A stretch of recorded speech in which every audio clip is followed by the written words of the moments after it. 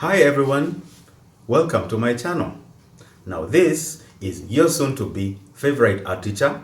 Yes, the only man with two nyagas for the price of one. And today we are going to answer a question which is as old as the hills. And the question is, can anyone draw?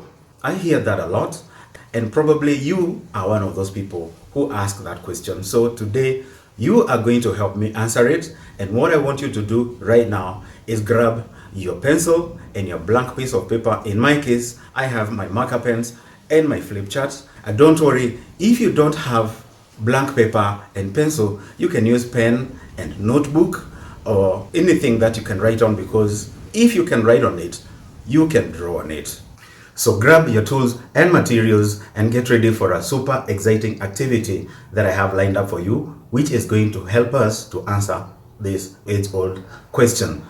Now remember, the only way that you can help me to answer this question is by participating in the activity. This activity is suitable for all ages, from the 4-year-old toddler to a 95-year-old geezer like me. So pause the video if you need to, so as to put things together, and let's get started. Welcome back. Now before we get into the drawing activity for today, and I know a lot of you can hardly wait, it's crucial that we put a few things in perspective so that we are aligned as we move forward. Now, I want to start with a statement which is closely related to the question for the day. And the statement is, I can't draw. Yes, I hear that a lot. And maybe you are one of those people who have even said that in the past, that you cannot draw. What you don't realize is that by making that very statement, you have actually drawn a conclusion. That's right. You have drawn something, only that it's not a picture. So, my simple answer to the question as to whether anybody can draw is, if you can write, you can draw. You see, the day you learned how to write numbers and letters is the day you learned how to draw. So simply put, by being able to shape lines to make letters and numbers, you can shape the same lines to make pictures. And in fact, that's what we'll be doing in today's activity, using numbers to create images or turning numbers into pictures. So let's get right into it. Now, the first number we are going to use is number 0. Now, I know there are people who argue that 0 is not a number because it stands for nothing, but this is my question. If 0 stands for nothing, then why does it make so much difference when you put it in front of another number? See, 0 is important. So start by drawing a big 0.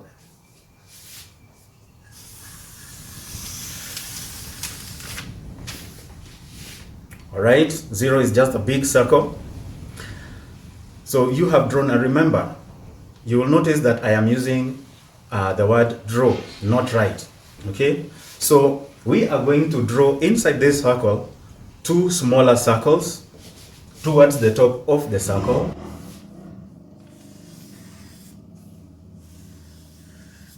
So draw 2 small circles. Once you're through with that, draw a smaller circle, an even smaller circle, below the other 2 circles right in the middle. We are slowly turning 0 into a picture. For those of you who say that you can't draw, and I think you have an idea where we are heading with this.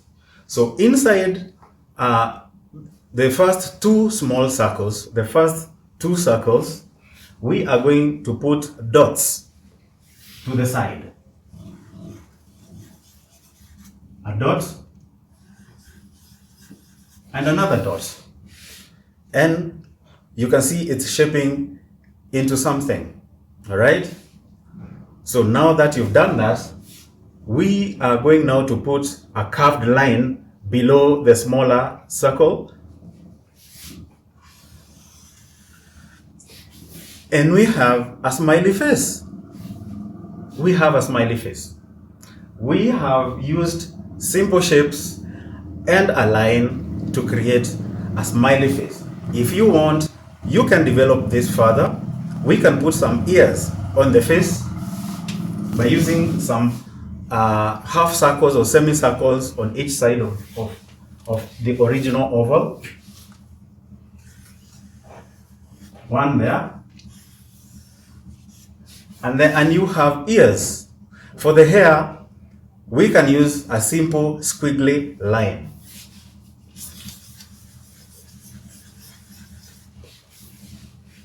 And one thing which is missing is eyebrows. We are going to put eyebrows above the original or the first two small circles that we drew inside the big one. A line there and another one there. And you have drawn your nephew or your cousin or your grandson or your granddaughter smiling. And to enhance the smile, some two little lines each end of the first curved line. And there you are. Clap for yourself. You have actually drawn your first picture. For those who say that they can't even draw an egg, there you are. You have turned 0 into a picture. Put in another way, you have actually created something from nothing, which is quite remarkable, to be honest, especially for your first attempt. Now, another thing I hear a lot of people saying when they are trying to draw is that they are unable to make a drawing to look the way they would have wanted. But you need to remember that as the one drawing, as the artist, as the creator of the image, you are in control. You are the one who is in charge, and you make it look whichever way you want. And we are going to do that using 0 once again, creating something very similar, but then changing just one thing, just to show you that you are always in control. So let's repeat the steps. This time, since you already know the steps, I will not be pausing too much. So we start with the circle, and then the 2 circles inside.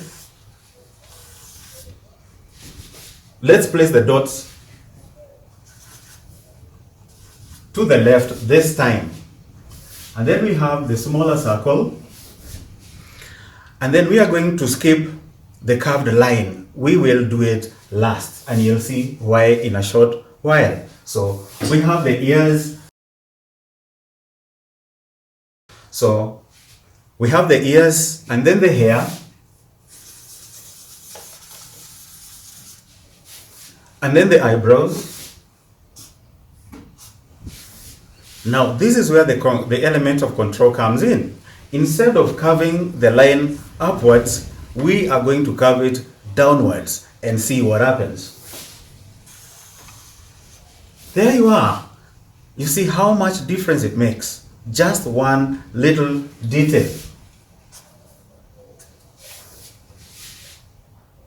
Now, our friend is no longer happy. He's actually frowning, really disappointed. Maybe someone pinched his lollipop and he's not happy about that. So you have the control as the one drawing to make your art look the way you want, or to make your picture look the way you want.